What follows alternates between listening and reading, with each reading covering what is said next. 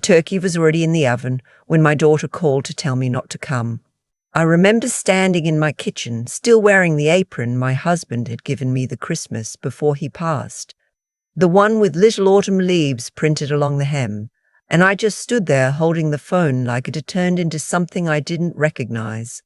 The smell of sage and butter was everywhere. I had been up since 6 that morning. "Mom, it's just Nathan's family is coming this year. All of them. It's going to be crowded, and honestly, it'll be easier if you just stay home. We'll do something with you another time." Another time, I said okay. I don't know why I said okay. I think I was in shock. I said okay, and I set the phone down on the counter, and I looked at the turkey in the oven through the little window in the door, and I thought, that bird is bigger than my whole appetite right now. I want to back up a little, because this story doesn't start with a phone call on Thanksgiving morning. It starts much earlier than that. It starts with me being the kind of mother who said yes too many times, who confused love with availability, who somewhere along the way taught my daughter that I would always be there no matter how she treated me, and that there were no consequences for forgetting I was a person. My name is Beverly. I'm 67 years old. I live in a suburb of Columbus, Ohio, in the same house where I raised my daughter Lena and her brother Todd. My husband passed 4 years ago, a heart attack, very sudden, the kind that doesn't give you time to say the things you meant to say. After he died, I threw myself into being useful to my kids. I think I believed that if I could just be helpful enough, needed enough, I wouldn't have to sit alone in this house and feel how quiet it had become. Lena is 38. She married Nathan 6 years ago. He's not a bad man. I want to be clear about that. He's just distant in the way that some men are, the kind who would never be openly rude to your face, but who has a way of making you feel like you are always slightly in the way. His mother, Phyllis, lives in Scottsdale. She flies in twice a year. I've heard more about Phyllis's opinions on interior design and child-rearing than I ever needed to know. They have 2 children, a boy named Cooper, who is 5, and a girl named Lily, who just turned 3. I watched those babies when Lena went back to work. I watched them when Lena and Nathan went on their anniversary trip to Portugal. I watched them during a long stretch last winter, when Lena had a kidney stone situation that put her in and out of the hospital, and Nathan was traveling for work, and I drove 45 minutes each way every single day for 3 weeks. I'm not saying this to keep score. I'm saying it because it matters later. 2 years ago, when Lena and Nathan were looking to buy a bigger house, they had outgrown the condo. Lily was on the way. They needed more space. They came to me. Nathan's parents had already given what they could. Lena sat across from me at this very kitchen table, and she said, "Mom, I hate to ask, but is there any way you could help with the down payment? Just a loan. We'll pay you back." I had a little money set aside, a portion of what your father and I had saved together. Not a fortune, but enough to make a difference for them. I gave them $32,000. I never saw a single payment back. I didn't push. I told myself they were young, they were busy, they were building their lives. I told myself that's what parents do. Your father would have done the same thing, I thought. But your father also would have told me not to be a pushover, and I knew that too, and I pushed the thought away. The house they bought has a beautiful backyard, a deck, a fire pit, rose bushes along the fence. I've been to that backyard exactly twice in the 2 years they have lived there, once for Cooper's birthday party and once because I dropped something off, and Lena invited me in for 20 minutes. I have never been invited to a barbecue. I have never been included in the neighborhood block parties she posts about on Facebook. When I see those photos, Lena laughing in the firelight with Nathan's arm around her, his sister and brother-in-law there, Phyllis there when she's visiting, I tell myself I'm not hurt. I have become very good at lying to myself. After Lena's phone call that Thanksgiving morning, I turned off the oven. I covered the turkey in foil and I put it in the refrigerator. I sat down at the kitchen table and I looked at the centerpiece I had made the night before. Small gourds, dried corn, a candle. And I thought, what exactly are you doing, Beverly? What are you doing? Because here's the thing. This wasn't the first time. It was just the clearest time. There had been a birthday, mine, where Lena texted me happy birthday at 9 o'clock at night, and I later saw on Instagram that she'd spent the afternoon at a winery with friends. There had been a Mother's Day where Nathan took her to brunch, and I got a phone call in the parking lot afterward, quick and cheerful, like checking off a box. There had been small moments, accumulating like sediment at the bottom of a riverbed, that I kept sweeping aside because I didn't want to see what they were building up to. I called my friend Norma that afternoon. Norma is 69 and has known me since we were both young mothers pushing strollers around the park. I told her what had happened. She was quiet for a moment, and then she said, "Beverly, what would you tell me to do if I called you with this story?" I knew exactly what I would tell her. I just hadn't been willing to say it to myself. I spent the rest of that Thanksgiving eating leftover soup and watching a documentary about national parks. It sounds sad. In some ways it was, but there was also something else underneath the sadness. A kind of clarity that I hadn't felt in a long time. Like when a fog lifts and you can finally see the actual shape of the land. I started paying attention after that. Not in a suspicious way, not in a resentful way. Just honestly. I started noticing how our conversations went. Lena would call when she needed something. She needed me to watch the kids on a Thursday because her usual sitter cancelled. She needed me to help her find a plumber because the one she used didn't service her area. She needed to know if she could store some boxes in my basement while they renovated the guest room. Every call had a purpose. Every purpose was hers. When I called her, just to talk, she was usually busy, distracted.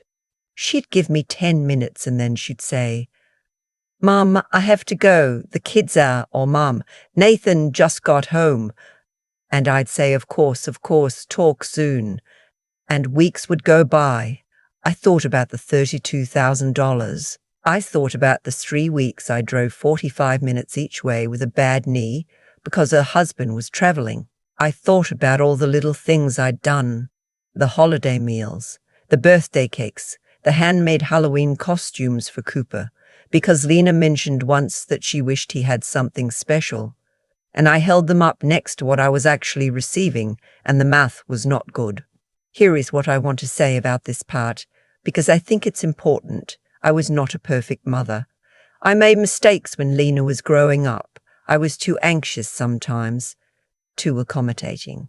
I didn't always set good boundaries, and I think she learned from that. Not maliciously, just the way children absorb what they grow up around. She learned that my feelings were flexible, that my time was available, that my love didn't have limits and therefore didn't need to be treated carefully. That's not all her fault. Some of it is mine. But understanding where something comes from doesn't mean you have to let it continue. In January, about 6 weeks after Thanksgiving, I made an appointment with a financial advisor. His name is Gary. He's been my advisor since before my husband died, and he has a kind, no-nonsense way of talking to me that I've always appreciated. I told him I wanted to review everything, my accounts, my will, my beneficiaries, all of it. He didn't ask a lot of questions. He just pulled up my file and we went through it together.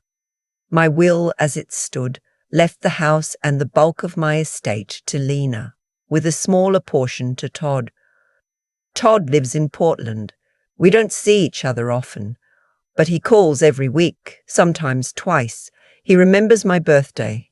He mails me cards. Last year, he drove down with his girlfriend and spent 4 days with me, and we went to a museum and took a day trip to Hocking Hills. And it was one of the best weekends I'd had in years. He earns his own living. He has never asked me for money. I thought about that as Gary and I sat there. I made changes. I also asked Gary to help me understand what I could do about the down payment I had given Lena. There was no formal loan agreement, my fault entirely. but he walked me through what documentation I might be able to pull together. Letters, bank records, my own notes. He said it would be difficult without a signed agreement. I said I understood. I wasn't doing it to get the money back at that point. I was doing it because I needed to understand the full picture of what I had given away and what I had received in return, and looking at it clearly, without flinching, felt like the first honest thing I had done in years. I did not call Lena. I did not announce anything. I did not write a letter. One of the things I've noticed at 67 is that I have less patience for drama than I used to. I don't want a confrontation. I don't need her to apologize in exactly the right words. I don't need to win. I just needed to stop losing. In February, I listed the house. This is the part that surprises people when I tell them. This house, the one where I raised my children, where my husband and I had 31 years of a life together, I had been holding on to it like a life raft. But when I actually sat with the idea of letting it go, what I felt was not grief. What I felt was something closer to relief. The house was too big for one person. The upkeep was constant. The heating bills alone in an Ohio winter were enough to make me sit down. And somewhere in the back of my mind, I had known, without quite letting myself know it, that part of why I stayed was because I believed my daughter wanted to inherit it someday, that I was keeping it warm for her. I thought, why am I keeping anything warm for someone who didn't invite me to Thanksgiving? The market was decent. I had a good realtor. The house sold in 3 weeks. I moved into a 55-plus community about 12 miles away. Independent living, my own apartment, 2 bedrooms, a little balcony where I've put out a bird feeder and some potted herbs. There's a community room where they do movie nights and a walking path around a small lake, and I have already made 2 friends. A woman named Harriet, who used to be a librarian, and a man named George who brings homemade sourdough to the Wednesday morning coffee hour and does not try to be anything other than what he is. I'm not going to tell you I don't miss my house. I do. I miss the way the light came through the kitchen window in October. I miss the garden I spent 15 years building. There is grief in leaving a place that held so much of your life. But there is also something that I can only describe as reclaiming. Lena found out about the sale through Todd. I hadn't hidden it, but I hadn't called to announce it either. She called me on a Wednesday evening, and her voice had a quality I hadn't heard in a long time. Not quite panic, but something adjacent to it. "Mom, Todd told me you sold the house. Why didn't you tell me?" "I didn't realize I needed to," I said. "But where are you living?" "What happened?" I told her where I was. I told her it was a very nice apartment and I was settling in well. She asked why I had made such a big decision without talking to her first. I thought carefully about how to answer that. I thought about Thanksgiving morning and the turkey in the oven and another time, and I said, "I've been making my own decisions for 67 years, Lena. I didn't think this one needed a committee." There was a silence. I could hear Lily in the background, demanding something in that way that 3-year-olds have. I thought you'd always be in that house," she said. "I know," I said. "I think I thought so too for a while." She came to see my apartment the following weekend. She brought Cooper and Lily and they ran around on the walking path, and Lily picked up 17 small rocks and wanted to bring them all home.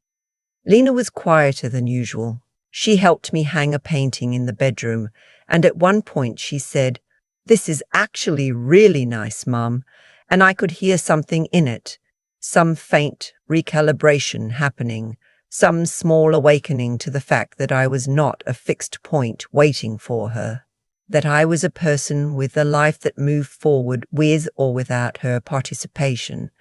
I didn't say any of the things I had thought about saying. I made coffee. I let Lily sit on my lap and sort through her rocks. I watched my daughter standing on my little balcony, looking out at the lake, and I felt something that was not quite anger and not quite forgiveness and not quite peace, but something that held all 3 of them loosely, like you'd hold something fragile that you weren't yet sure about. There are things I still don't know. I don't know if Lena and I will find our way to something better. I don't know if she understands what the last few years looked like from where I was standing. I haven't told her about the changes to my will.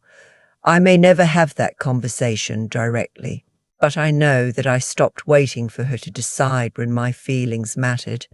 I know that the apartment is mine, the money is accounted for, and the decisions going forward belong to me. Todd called me the Sunday after Lena's visit.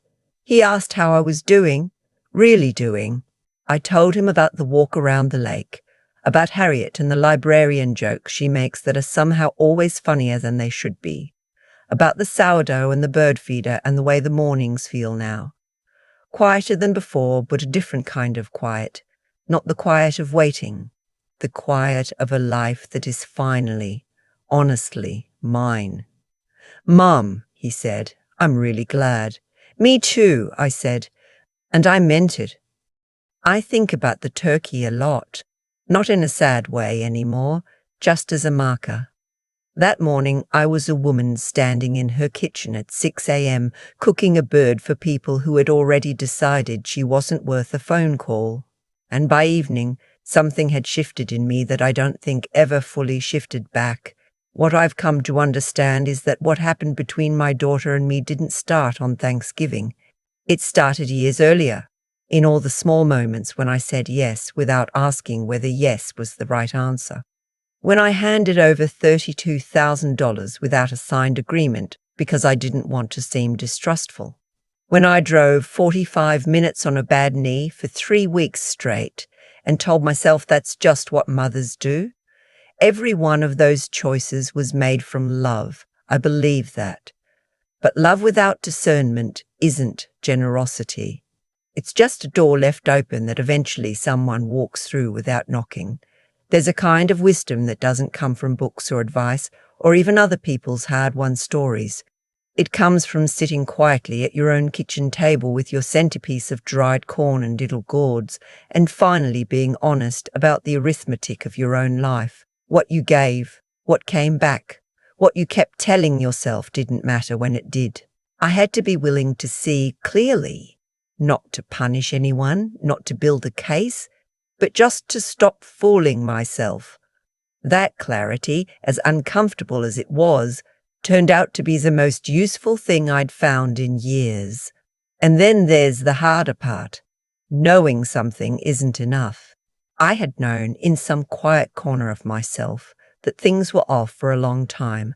The knowing didn't help until I actually did something with it. Listing the house, walking into Gary's office, making the changes. Each of those steps took something from me that I can only call nerve, the kind that isn't loud or dramatic, just steady. The kind that gets you dressed in your good cardigan and walks you 3 blocks down the street and sits you down across from someone and says, "I need to make changes." Nobody was cheering me on. There was no audience. I did it because it was the right thing for the person I still had a chance to be. What I hope, watching Lena stand on my little balcony, looking out at the lake, is that she's beginning to understand something too. Not because I lectured her or laid out grievances or forced a reckoning, but because actions have a way of teaching what words never could. She saw that I sold the house. She saw that I made a life. She saw that I was still here, still warm, still her mother, but no longer arranged around her convenience. I think that surprised her more than anything I could have said. Beverly at 67 turned out to be someone I hadn't fully met yet. I'm still getting acquainted with her.